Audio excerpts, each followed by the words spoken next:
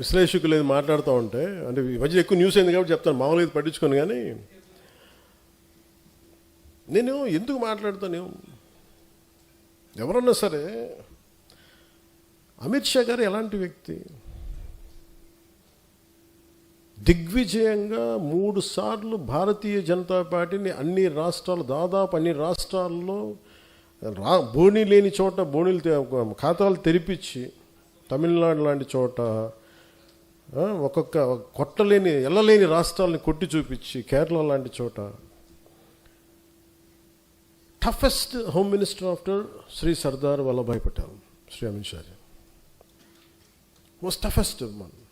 But నిజంగా ఆయన నేను చాలా దగ్గరగా చూశాను. నేను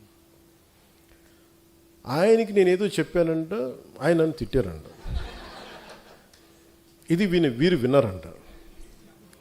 వీరికన్నా మనోహర్ గారికి తెలిసిన వ్యక్తి మనోహర్ గారు చెప్పారు, ఆయన చెప్పారంటే వీరు విన్నారండి. నాకు ఏమనిపిస్తుంటే, రోడ్డు మీద వెళ్ళేవాళ్ళు ఎవరో మాట్లాడితే వేరు, ఒక క్రెడిబిలిటీ ఉన్న విశ్లేషకులు ఇలా మాట్లాడితే తప్పదు. ఇప్పుడు నా గురించి కూడా మాట్లాడినాక నన్ను ఎన్నిసార్లు క్యారెక్టర్ అసాసినేట్ చేశారు, ఎన్నిసార్లు నన్ను తిట్టారు అన్నారు, తిమ్మారన్నారు, అవన్నీ పట్టించుకోవాలి. కానీ అమిత్ షా గారి పేరు వినిపిస్తే మటుకు నాకు తప్పు అనిపించింది, అది నేను ఖండించాలనిపించింది. దేనికంటే ఆ స్థాయి వ్యక్తుల్ని, కశ్మీర్ని ఆర్టికల్ 370 రద్దు చేయించి అలాంటి పరిస్థితులను హ్యాండిల్ చేసిన వ్యక్తి, వెస్ట్ బెంగాల్ని అసలు దేశంలో ఉంటుందా లేదా భవిష్యత్తులో ఉన్న దాంట్లో నుంచి దేశాన్ని దాన్ని బయటికి తీసుకొచ్చిన వ్యక్తి, అలాంటి వ్యక్తి గురించి తేలిగ్గా మాట్లాడేస్తే మరి స్థానికంగా ఉన్న ఆంధ్రప్రదేశ్ బీజేపీ నాయకులకి ఎంత బాధ ఉందో నాకు తెలియదు. కానీ ఎందుకంటే ఇద్దరే మాట్లాడారు అమిత్ షా గారి గురించి మాట్లాడితే. ఇంతమంది ఎమ్మెల్యేలు ఉన్నారు, ఎంపీలు ఒక్కళ్ళు మాట్లాడాల, ఖండించలా. కనీసం ఇది నాకున్న వారికి ఉన్న గౌరవంతో నేను ఖండించాల్సి వచ్చింది. దానికి మీరు స్పందించారు బీజేపీ కంటే, దానికి చాలా మీ అందరికీ మనస్ఫూర్తిగా నా ధన్యవాదాలు తెలియజేసుకున్నాను.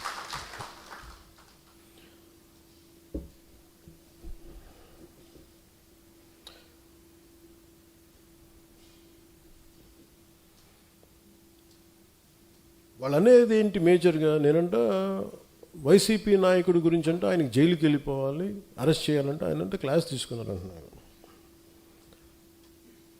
మీరు చెప్పండి, నిజంగా ఒక క్రైమ్ చేసిన వాడిని నేను చెప్పాలా? అంటే ఒకటి జైలుకి వెళ్ళిపోయి ఒకళ్ళకి ఏదైనా అయిపోతే దానివల్ల జనసేన ఎదుగుతాడు, పవన్ కళ్యాణ్ ఎదుగుతాడు, అంత దిగజారుడు మైండ్ సెట్ ఉందా? అసలు దానికోసం పాలిటిక్స్కి వస్తామా?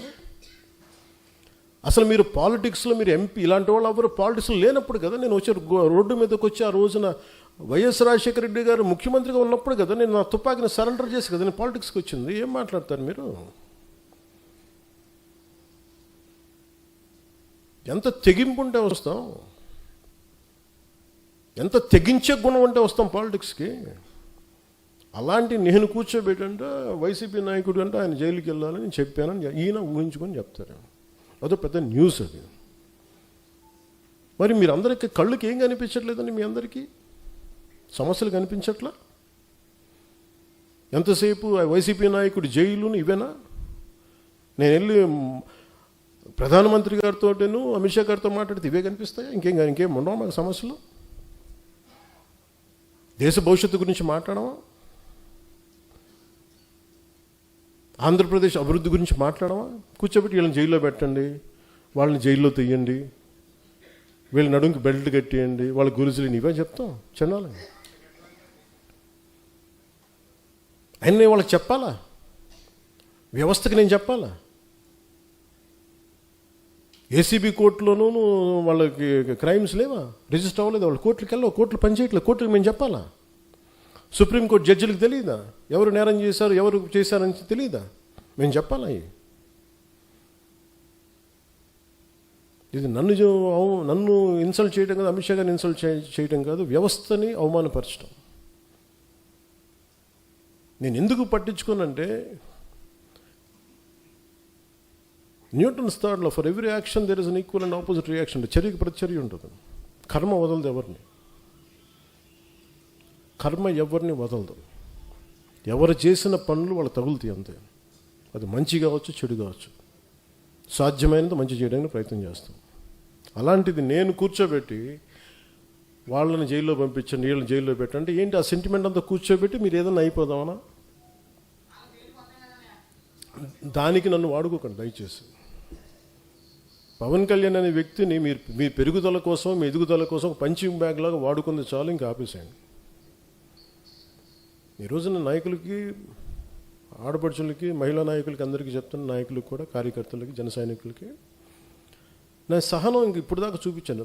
ఒక పుష్కరం తర్వాత నేను నా సహనం భరించాను, నేను అందరినీ భరించాను. ఇక భరించడాలలో కాన్సిక్వెన్సెసే ఉంటాయి ఎవరికైనా సరే. నాకు ఆ భయాలు లేవు. నాకు అసలు ఓడిపోవడాలు, గెలుపుల మీద నాకు ఏమీ లేదు.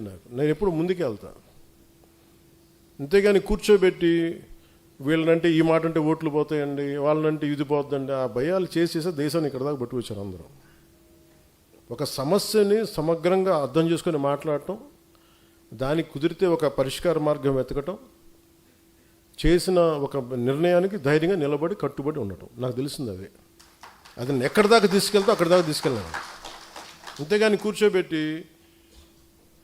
భయపడిపోయి సర్దటాలు ఇంక నేను చేయను. 12 సంవత్సరాల తర్వాత ప్రతి ఒక్కరు we have to earn our position in a party.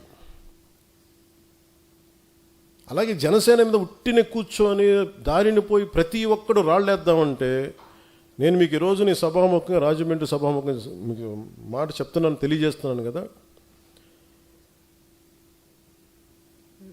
దానికి తగ్గ కాన్సిక్వెన్సెస్ అయితే ఉంటాయి. ఎందుకంటే ఇది దీన్ని మీరు తర్వాత నన్ను తిట్టుకోండి, తిమ్ముకోండి, కానీ నాకు కోపాలు ఉంటాయి కదా, నాకు బాధలు ఉన్నాయి కదా, నేను మనిషినే కదా.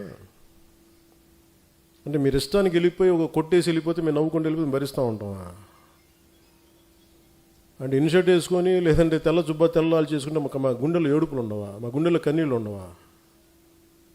మా గుండెల్లో మా కడుపు మంట ఉండదా? మీకైనా కష్టాలు, కన్నీళ్ళు? మీరు ఎవరినైతే అనేసి వెళ్ళిపోవచ్చు, మేమేమో ఎవరిని అనకూడదా? కౌంటర్స్ కూడా ఇవ్వకూడదు, భరించాలా?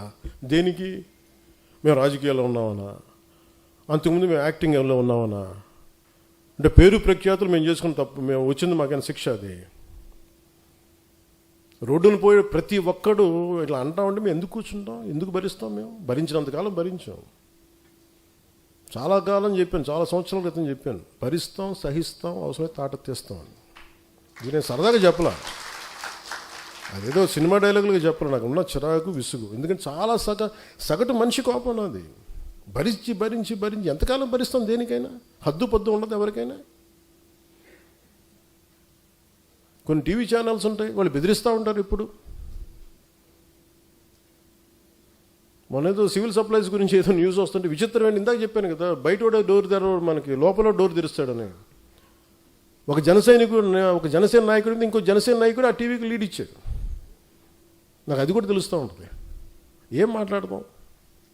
సివిల్ సప్లైస్ ఏదో రైస్ ఇట్లా ఉంది, అది ఇదని మాట్లాడితే నాకు ఆశ్చర్యం కలిగింది.